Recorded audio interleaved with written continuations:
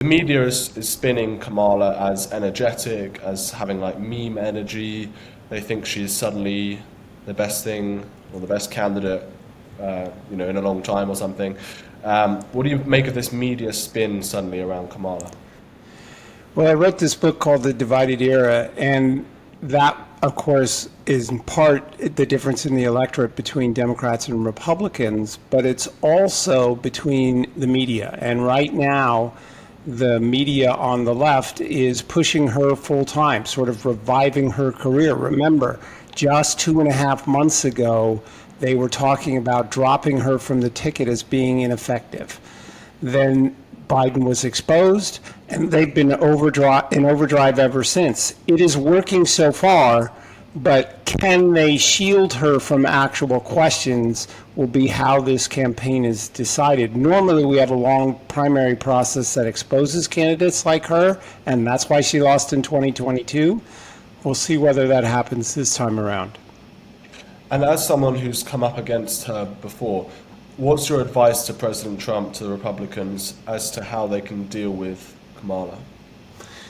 A, get her in debates, because that'll expose her lack of depth of knowledge and not inability to think on her feet, and use her own words against her. There is so much video out there. You don't have to personally attack her. You just have to listen to her.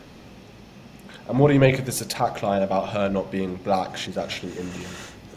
I think it's a part of a greater issue that everything seems to be changing about her. She used to have positions in the past that she's abandoning wholesale. So this constant silly-putty nature to her existence, where she can form it into however she wants, is what the issue is, and I think it's just part of that. Do you think that voters see her as authentic?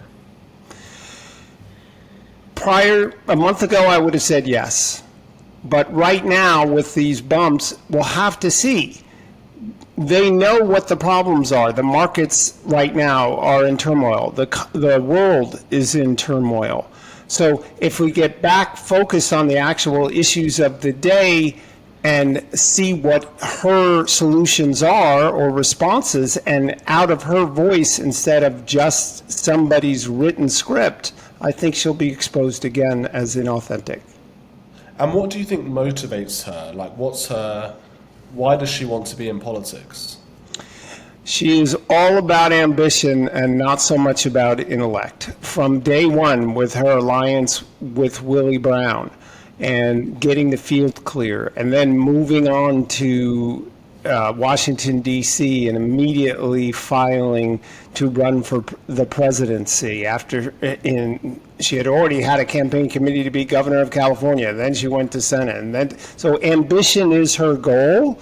But the problem is, in America today, in the world today, as JFK used to say, domestic politics can defeat us, but foreign policy can kill us. She's not prepared for that job, the job of the presidency. And in terms of the campaign that she ran against you, is there anything that you expect her to do against Trump? What do you think her campaign will look like against the Republicans?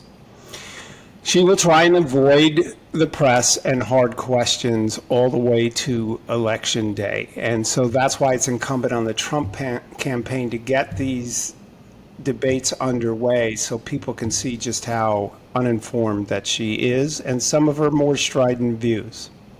Do you think she'll fight dirty? I mean, did she, run negative attack ads on you and so on? Not at the Senate level because of the nature of the race, but I do expect them to hit back at Trump constantly and lying about particular things that he said, but that's become normal in American politics and actually normal throughout history. So finally, what's your prediction for November? How many states do you think they'll get? Who do you think will win?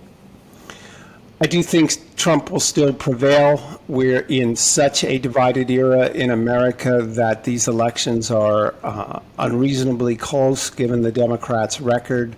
But I think at the end of the day, Trump gets over 300 electoral votes and it'll be a sizable victory. Tom, thank you so much for joining us. Appreciate your time. All right, take care.